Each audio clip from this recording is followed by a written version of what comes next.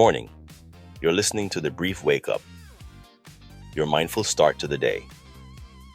I am Handel, your daily coffee companion, helping you wake up informed, thoughtful, and maybe just a little amused before the day gets old. If you're commuting, corralling kids, or just standing in line for caffeine, you're in the right place. Let's get you caught up. This morning for the all-important health news, we will talk about newborns and a change that's shaking up the medical world.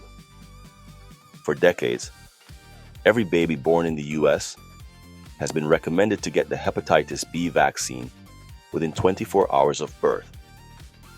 It's a simple shot, one that's been quietly saving lives for more than 30 years, protecting against a virus known to cause chronic liver disease and cancer later in life.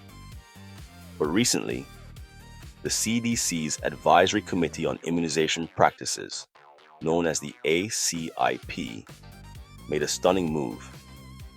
They have officially voted to stop recommending that universal birth dose. Instead, they now say the vaccine should be given only to babies whose mothers test positive for hepatitis B or whose status isn't known. And that change? It sparked a wave of outrage. The American Academy of Pediatrics calls it a dangerous move that will harm children. Many infectious disease experts agree, saying it strips away one of the most reliable safety nets in modern pediatrics. Dr. Paul Offit at the Children's Hospital of Philadelphia didn't mince words. This vaccine is a safety net. The ACIP removed that safety net. Here's why doctors are alarmed. First, the test for hepatitis B during pregnancy isn't perfect. False negatives happen, and some mothers never get tested at all. That means babies who should have been protected might not be. Second, hepatitis B doesn't wait for bad luck or risky behavior. It can spread quietly, even in loving homes, through small scrapes, contact with infected blood, or even shared items. The virus can live on surfaces for up to a week. So, imagine a newborn, immune system brand new, totally unprotected. If that baby is exposed, the odds of developing chronic hepatitis B are nearly 90%. And once it becomes chronic, there's no cure. It can lead to lifelong inflammation, cirrhosis, or liver cancer decades later. That's what makes this vaccine so important and so misunderstood. It doesn't cause infection. It's an inactivated vaccine, meaning it teaches the immune system to recognize and fight the virus before it ever causes harm. Dr. Ariel Efron at GW Medical explains it this way. The shot tells the body to create antibodies and immunity. So if exposure ever happens, the body's already ready. And the impact has been dramatic. Since newborn vaccination began in 1991, hepatitis B infections in the US have dropped by almost 90%, one of the quietest success stories in preventive medicine. So, what should expectant parents do? Despite the CDC's downgrade, most hospitals and pediatricians plan to keep offering the vaccine right after birth, following guidance from the American Academy of Pediatrics and Infectious Disease Societies that are standing firm. Dr. Mark Hikar at the University at Buffalo calls it one of the few vaccines that literally prevents cancer, a shot that protects not just a life, but a lifetime. And that's the point worth pausing on. In an age of medical misinformation and changing headlines, it's easy to feel uncertain. But the science here hasn't changed. The risks haven't changed. Only the recommendation did. So, if you're expecting, talk with your obstetrician or pediatrician. Ask the questions now, before delivery day. Because when it comes to protecting your newborn, the very first shot they ever get, it's not just a vaccine, it's a shield. And that's your health wake-up for today. The news is next.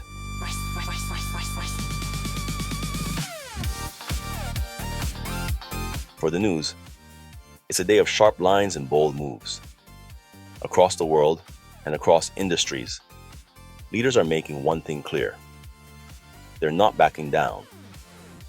In Ukraine, President Volodymyr Zelensky has flat out rejected any peace plan that would trade land for peace with Russia. Reports say allies of Donald Trump had floated a ceasefire deal that included ceding some occupied territory, but Zelensky called it morally impossible. He says Ukraine's borders aren't a bargaining chip, and Europe seems to agree. France, Germany, and the UK are lining up behind him, saying any deal must preserve Ukraine's sovereignty. It's a strong message that peace can't come at the price of self-erasure, and it sets up a tense standoff with Moscow, where negotiations now seem further away than ever. Meanwhile, in Hollywood, another power struggle, this one over who owns your screen time. Paramount Skydance has launched a $108 billion hostile bid to buy Warner Brothers Discovery, cutting right in front of Netflix's pending offer.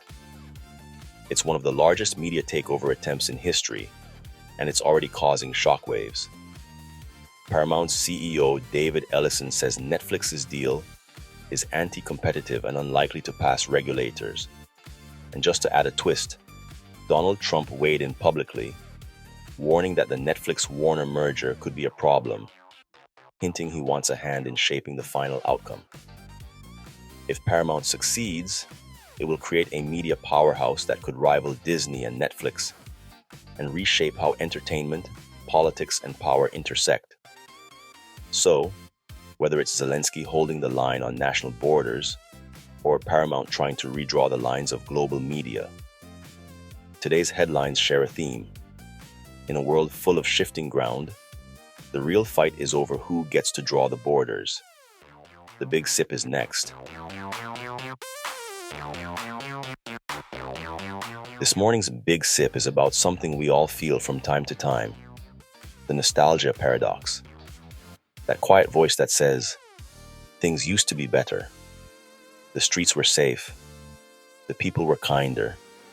Life was simpler. But here's the truth. That's a trick of the mind. By nearly every measurable standard, the world today is better than it's ever been. Global life expectancy has doubled in the last century.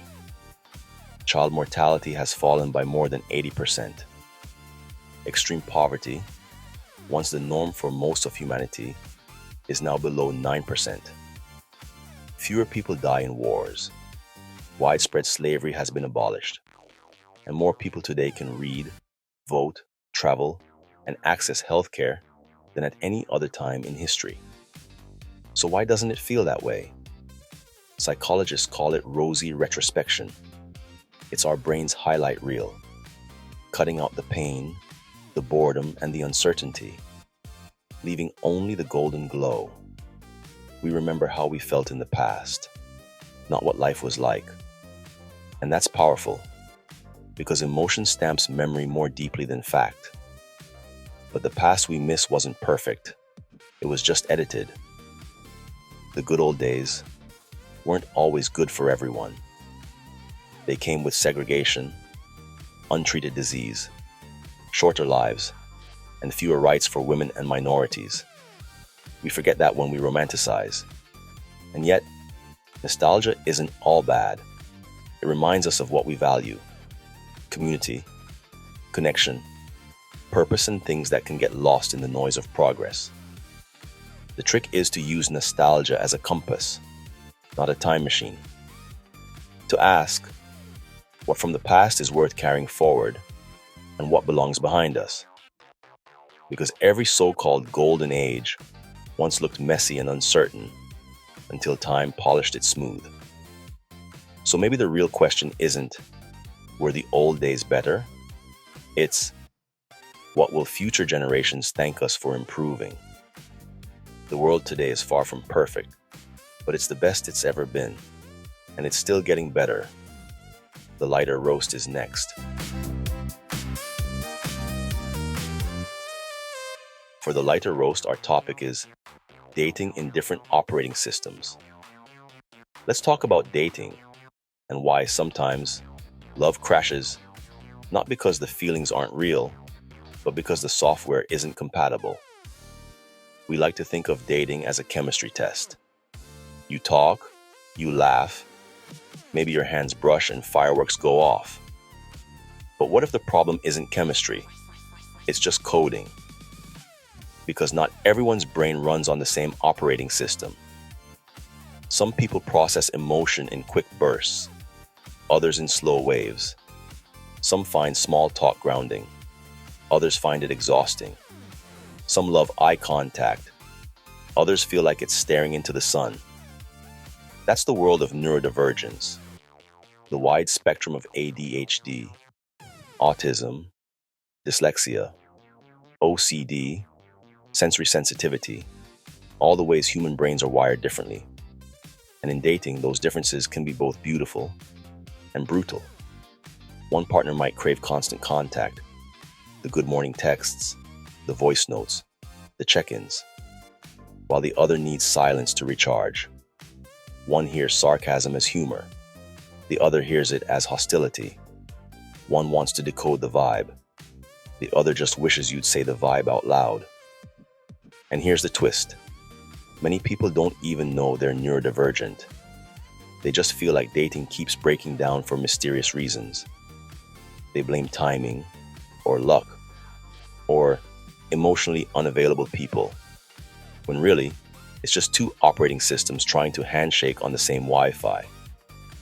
Neurodivergent folks often learn to mask, to copy social cues, rehearse jokes, make eye contact even when it burns, just to seem normal. But masking comes with burnout. And when the mask finally slips, partners can feel blindsided, like the person they met suddenly changed. They didn't change, they just got tired. But here's where it gets hopeful.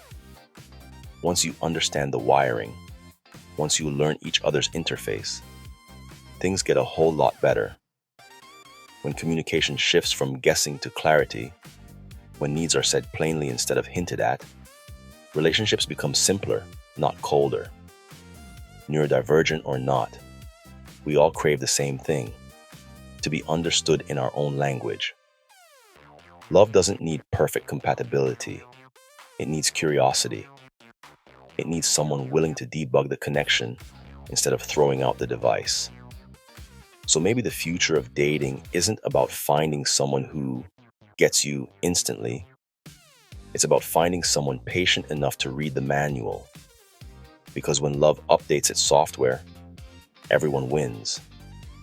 Today's commemoration is next. Today is December 9th, and it's one of those rare days where the calendar reminds us how wide the human story really is.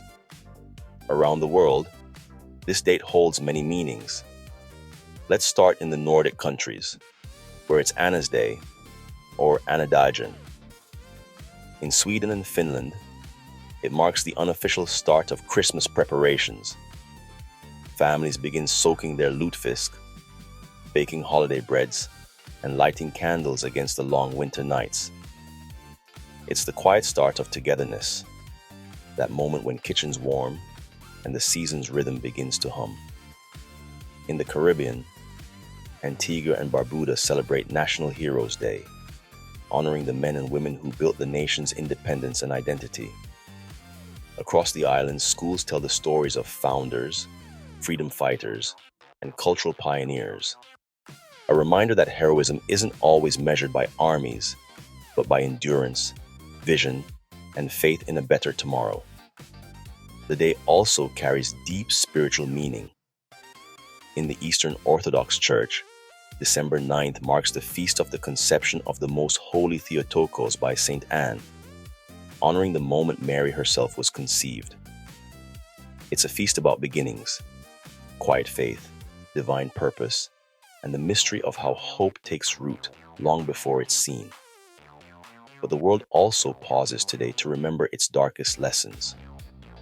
The United Nations observes December 9th as the International Day of Commemoration and Dignity of the Victims of Genocide. It's a call to remember, to recognize warning signs, confront hate, and protect human dignity wherever it's threatened. It sits side by side with International Anti-Corruption Day, a reminder that integrity and justice are the real guardians of peace. And because life always mixes gravity with grace, today also brings lighter moments. It's National Pastry Day, celebrating the sweet art of flour, butter, and sugar in all their flaky perfection. So maybe take this as permission for a croissant. It's also Christmas Card Day, a gentle nudge to send those handwritten notes, the ones that still mean more than a text or a like. So, today, from the solemn echoes of history to the smell of pastries in the kitchen, the message is simple. Remember, celebrate, and connect. The best parts of humanity often share the same day. From newborns and vaccines to world leaders and love languages, today's show was all about protection in its many forms. We looked at how a single shot can safeguard a lifetime, how nations defend their borders and values, and how relationships thrive when we learn each other's wiring. And on this December 9th, from heroes to holidays, from remembrance to pastries, we're reminded that humanity's best moments are the ones where care, courage, and connection overlap. This is Handel for the brief wake-up.